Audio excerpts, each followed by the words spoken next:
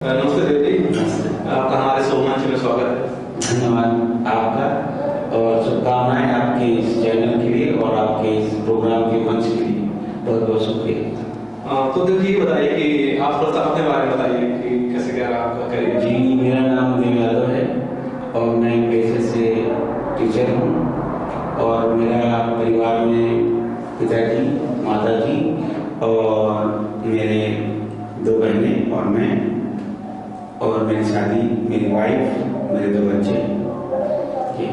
तो जी आपको जब आप आए होंगे तो उसमें बहुत सारी कठिनाइयाँ आई होंगी, तो आपको बताइए जनता को, पब्लिक को कि आपको क्या क्या कठिनाइयों का सामना करना पड़ा। ऐसा है कि हर आदमी के जिंदगी में जब वो सफल होता है तो उसकी सफलता के पीछे बहुत सारी मेहनत होती है और जैसे वो सूरज जैसे चमकता है तो सूरज के चमकने के पहले रात आती है, उसी तरह हर इंसान के जीवन में सफलता से पहले बहुत सारी मेहनत होती है और उसकी परेशानियां भी होती हैं कि पता नहीं कितनी परेशानियों से आने के बाद वो सफल होता है। इसी तरह हमारे जीवन में भी बहुत सारी परेशानियां हैं, तब जाके हम आज इस मंच पर हैं कि बच्चों को पढ़ा पा रहे हैं और सरकारी जॉब में है।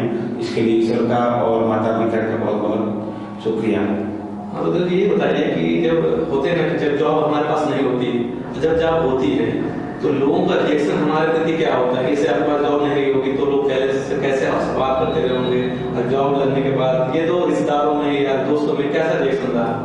ऐसा होता है कि यहाँ पर इस जीवन में या इस दुनिया में सिर्फ चमत्कार कोई नमस्कार है। यहाँ तो अगर कोई आदमी बहुत पैसे वाला है तो लोग उसको दूर का भी है ना तो उसको बताएंगे कि मेरा वो रिश्तेदार है। अगर उसके पास पैसा नहीं है, गरीब का भी है, तो उसको लोग समाज में बताने से डरेंगे कि ये मेरा रिश्तेदार है। इसी तरह हमारे साथ जब हम जॉब नहीं थी तो लोग हमको हे देव से देखते थे कि ये आवारा है, ये कर रहा है, वो कर रहा है। जॉब पाने के बाद एक समाज में एक सम्मान मिलता है और एक सम्मानजनक स्थान मिलता है, लोगों का नजरिया बदल जाता है। सही।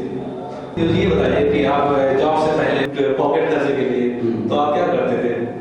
ये बहुत इंटरेस्टिंग कहानी है। जॉब मिलने के पहले मैं अपने जीविका उपार्जन के लिए, क्योंकि हमारे पिताजी एक प्राइवेट ड्राइवर थे तो इतनी इनकम नहीं थी और पढ़ाई भी साथ में करनी थी, तो कुछ पैसे कहीं से आ जाए इसके लिए हमने एक दोस्त के साथ सब्जी की दुकान भी की और सब्जी ला के बाहर से सब्जी बेचते थे और दूध का व्यापार भी किया कि उससे कुछ इनकम हो।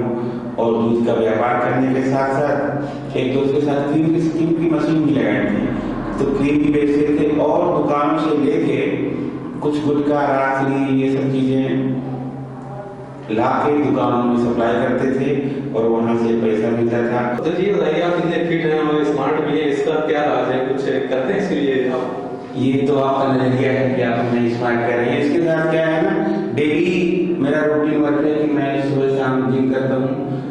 जिम तो नहीं जाता लेकिन खुद का इंस्ट्रूमेंट लेकर रखा है और मेरा शौक रहा है शुरू से ही कि अपने शरीर को अच्छा फिट करूँ। क्या है ना, मेरा सपना था कि मैं फोर्स में या पुलिस में ज्वाइन करूँ, तो उसके लिए मैंने मतलब शुरू से ही अपने आप को दौड़ना और मेहनत करना ये रहा है। तो हो सकता है अभी भी कंटिन्यू मैं सुबह शाम अपने शरीर को देता हूँ कि बुजुर्गों ने कहा है अगर आपका शरीर स्वस्थ है तो आप पूरी तरह स्वस्थ हैं। अगर तन गया तो कहते हैं बहुत कुछ गया, पैसा गया तो कुछ गया, तन गया तो और कुछ गया, लेकिन अगर चरित्र गया तो सब कुछ चला गया। तो हमारे ये है कि पैसा तो ठीक है लेकिन शरीर को, हर आदमी को अपने शरीर को, अपने आप को जो ये सुख है उनको भोगने के लिए अपने शरीर को फिट करना सही बात है ना। अगर सपोज हम बीमार रहेंगे तो जो हमारे पास जो चीजें हैं उनका हम यूज नहीं कर पाएंगे। सपोज हमारे पास खाना बहुत सारा रखा है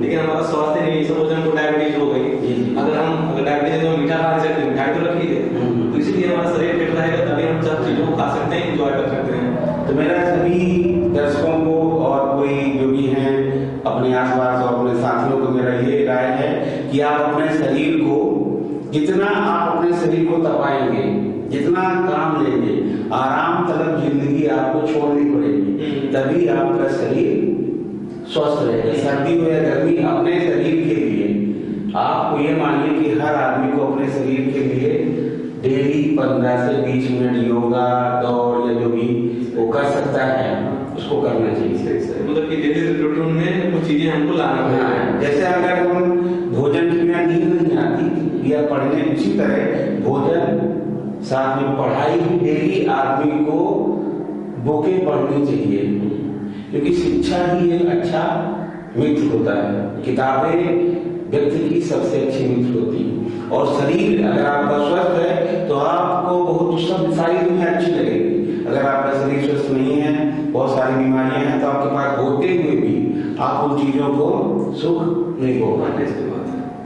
और हमने सुना है कि सरकारी स्कूलों में पढ़ाई नहीं होती है, आपका इस पॉइंट ऑफ व्यू में क्या नजरिया है? नहीं, ऐसा कुछ नहीं। सरकारी स्कूलों में सरकार जब इतनी परीक्षाएं लेती है उसके बाद एक सरकारी शिक्षक बनता है, तो लोगों का नजरिया इसलिए है कि सरकार उन सब चीजों को जनता को मुफ्त में दे रही है, तो उन चीजों को समझ नहीं पा रहे हैं। जबकि हमारे सरकारी स्कूलों में बहुत अच्छी पढ़ाई होती है।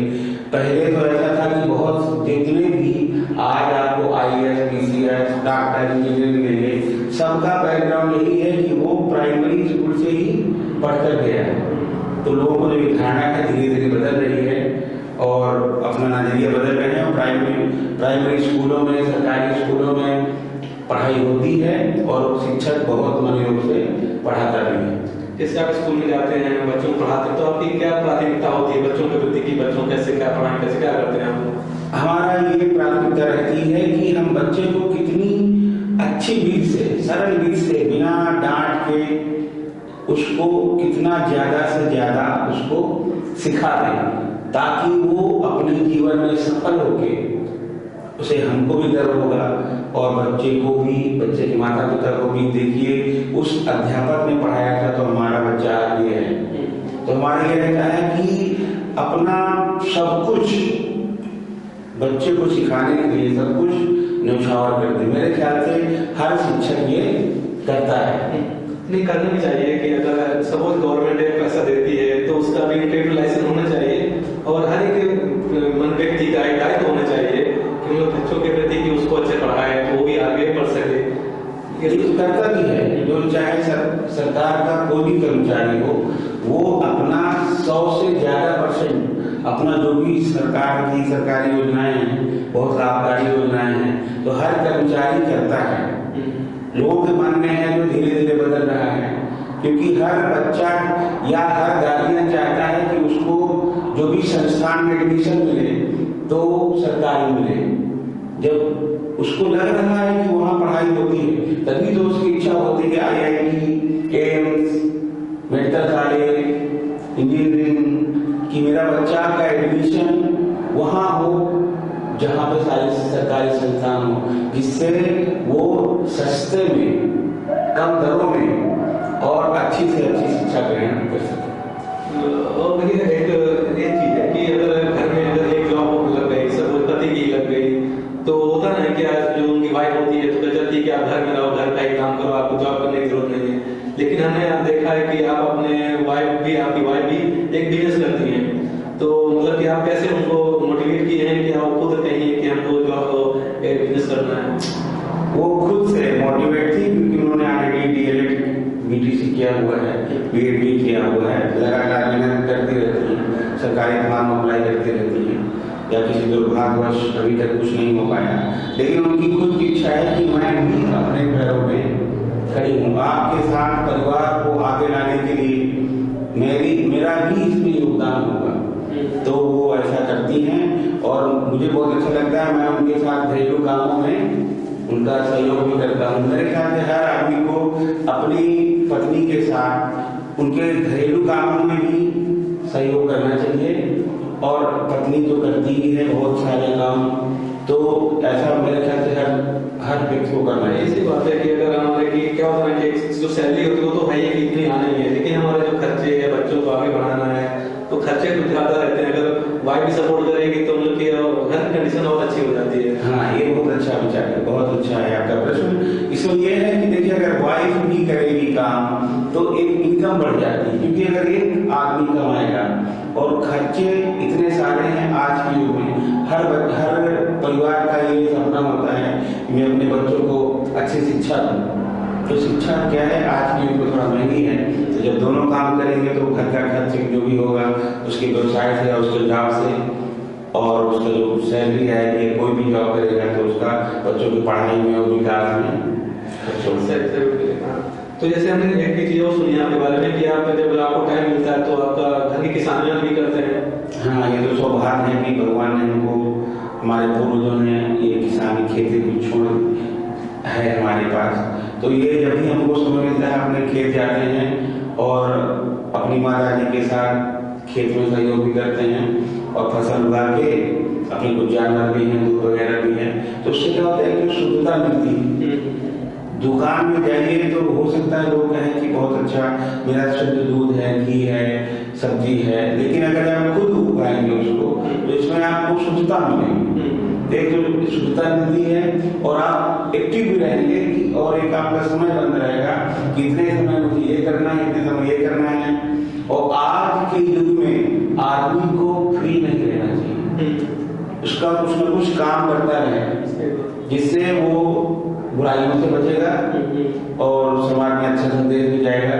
ये लोग कहेंगे देखिए ये आदमी अपने काम में व्यस्त रहता है। तो इस वजह से ये सौभाग्य है हमारे पूर्वज ये कर हमें सिखा गए हैं और ये जमीन है हमारे पास, उसका हम सदुपयोग। तो देव जी आपका बहुत स्वागत, आपने हमारे मंच में आए और आपने जो लोगों की शिक्षा जो हम बताया, तो हो सकता है कि काफी लोग इससे मोटिवेट हों और खुद काम करें और कुछ सीख मिलेगी। तो भी आपका बहुत धन्यवाद आपका, आपने अपने मंच, अपने इस कार्यक्रम मंच में बुलाया, और आपकी सारी टीम का बहुत बहुत धन्यवाद, दर्शकों का बहुत बहुत धन्यवाद। आप लोगों ने मुझे मौका दिया है बुलाने के लिए, आपका धन्यवाद।